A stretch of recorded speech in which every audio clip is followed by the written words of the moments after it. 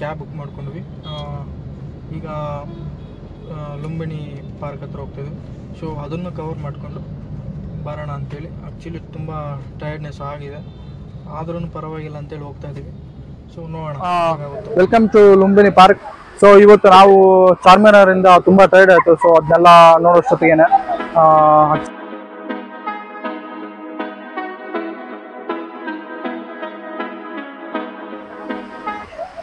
ನಾವು ಫೈನಲಿ ಬಂದಾಯಿತು ಲುಂಬಿನಿ ಪಾರ್ಕ್ಗೆ. ನನಗಂತೂ ತುಂಬ ಖುಷಿ ಆಯಿತು ಈ ಪಾರ್ಕ್ ನೋಡಿ. ಯಾಕಂದರೆ ಬರುವಾಗ ಬಿಸಿಲಲ್ಲಿ ಕಣ್ಣೂರಿ ಹೆಡೇಕು ತುಂಬ ಜಾಸ್ತಿ ಆಗಿತ್ತು. ಲುಂಬಿನಿ ಪಾರ್ಕ್ಗೆ ಬಂದಾಗ ಎಲ್ಲ ಕಂಟ್ರೋಲ್ ಆಗಿತ್ತು. ಯಾಕಂದರೆ ಆ ವೆದರ್ ನೋಡಿದ್ರೆ ಹಾಗಿದೆ, ಆ ಪರಿಸರ ಆಗಿರ್ಬೋದು ಎಲ್ಲ ನನಗಂತೂ ತುಂಬ ಖುಷಿ ಆಯಿತು. ಆಮೇಲೆ ನಾನಿರೋ ಹಾಸ್ಟೆಲಿಂದ ಇಲ್ಲಿಗೆ ಬರೋಕ್ಕೆ ಸುಮಾರು 15 ಕಿಲೋಮೀಟರ್. ನೀವು ಕ್ಯಾಬ್ ಮಾಡ್ಕೊಂಡು ಬರೋದಾದರೆ 349 ರೂಪಾಯಿ ಆಗುತ್ತೆ. ಬಟ್ ಬೇರೆ ಏರಿಯಾಸ್ ಮೇಲೆ ಡಿಪೆಂಡ್ ಆಗುತ್ತೆ ಅದು. ನಾನು 349 ಆಯಿತು. ಅಪ್ ಆ್ಯಂಡ್ ಡೌನ್ ಎಲ್ಲ ಒಂದು 700 ಸಮಥಿಂಗ್ ಆಗುತ್ತೆ. ಕೊನೆಗೂ ನಾವು ನಮ್ಮ ಪಾರ್ಕಿಗೆ ತಲುಪಿದ್ವಿ, ಲುಂಬಿನಿ ಪಾರ್ಕಿಗೆ. ಇದು ಯಾವಾಗಪ್ಪ ಓಪನ್ ಆಯಿತು ಅಂತ ಹೇಳೋಕ್ಕೆ ಇಷ್ಟಪಡ್ತೀನಿ. 1994ರಲ್ಲಿ ಈ ಪಾರ್ಕ್ ಓಪನ್ ಮಾಡ್ತಾರೆ. ಅದು ಓಪನ್ ಮಾಡಿದವ್ರು ಯಾರಪ್ಪ ಅಂತ ನೀವು ಕ್ವಶನ್ ಹಾಕಿದರೆ NT ರಾಮಾರಾವ್ ಸರ್ ಅವರು ಆ ಕಾಲದಲ್ಲಿ ಅವ್ರದ್ದು ಅದನ್ನು ಅಭಿವೃದ್ಧಿ ಪಡಿಸ್ತಾರೆ ಲುಂಬಿನಿ ಪಾರ್ಕ್ನ.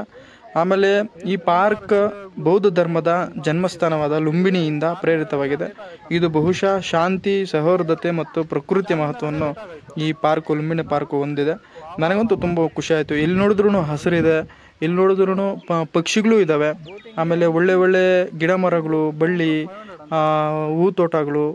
ಎಂಟ್ರೆನ್ಸಲ್ಲೇ ನಿಮಗೆ ವ್ಯೂ ಫುಲ್ ಚೆನ್ನಾಗಿದೆ, ಎಂಟ್ರೆನ್ಸಲ್ಲಿ ಲುಂಬಿನಿ ಪಾರ್ಕು. ಆಮೇಲೆ ನೀವು ಬೋಟಿಂಗ್ ವಿಷಯಕ್ಕಂತ ಬಂದಾಗ ಈ ಬೋಟಿಂಗ್ ಬಂದು 500 ರೂಪಾಯಿ ತಗೋತಾರೆ, ಏನು ಸ್ಪೀಡ್ ಬೋಟಿಂಗ್ಗೆ. ಆಮೇಲೆ ನಾರ್ಮಲ್ ಪ್ಯಾಸೆಂಜರ್ ಬೋಟಿಂಗ್ ಇದೆ. ಸೊ ಏನು ಬುದ್ಧನ ಹತ್ರ ಹೋಗಬೇಕಾದ್ರೆ ಸ್ಪೀಡ್ ಬೋಟಿಂಗ್ 500, ನಾರ್ಮಲ್ ಬೋಟಿಂಗ್ಗೆ 150 ಚಾರ್ಜ್ ಮಾಡ್ತಾರೆ.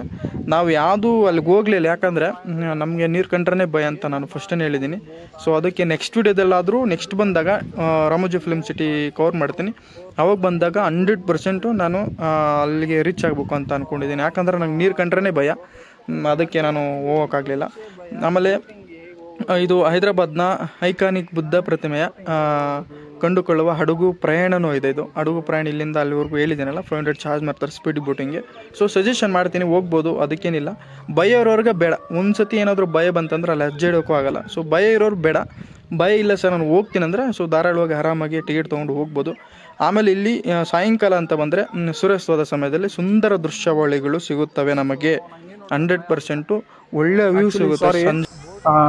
ಬೋಟಿಂಗ್ ಮಾಡೋಕ್ಕಾಗಿಲ್ಲ, ಯಾಕಂದರೆ ಸ್ವಲ್ಪ ಯಾಕೋ ತುಂಬ ಭಯ ಆಯಿತು.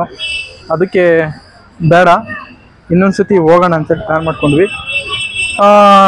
ಸದ್ಯಕ್ಕೆ ನಾನು ಆವಾಗಲೇ ನೋಡಿಸಿಲ್ಲ, ಸೊ ಅದೇ. ಸೊ ಲೇಸರ್ ಶೋ ಏನೋ 7 ಗಂಟೆಗೆ ಶುರುವಾಗುತ್ತೆ. ನನ್ನ ಫೋನಲ್ಲಿ ಚಾರ್ಜ್ ಬೇರೆ ಇಲ್ಲ. ನಾಳೆ ಮುಂದಿನ ವಿಡಿಯೋದಲ್ಲಿ ನಾಳೆ ಸಿಗೋಣ. ಸೊ ಈಗ ಫುಲ್ ಟಯರ್ಡು. ಚಾರ್ಮಿನಾರು ಎಲ್ಲ ಎಕ್ಸ್ಪ್ಲೇನ್ ಮಾಡಿ ಎಲ್ಲ ವೀಡಿಯೋಸ್ ಮಾಡೋಷ್ಟೊತ್ತಿಗೆ ತುಂಬ ರಶ್ ಇತ್ತು, ಹೆವಿ ಆಗಲಿಲ್ಲ. ಸೊ ಅದಕ್ಕೆ ಈಗ ರೂಮ್ ಕಡೆ ಹೊರಟಿದ್ದೀವಿ. ನಾಳೆ ಸಿಗೋಣ ಬೆಳಗ್ಗೆ. Until that take care, bye bye.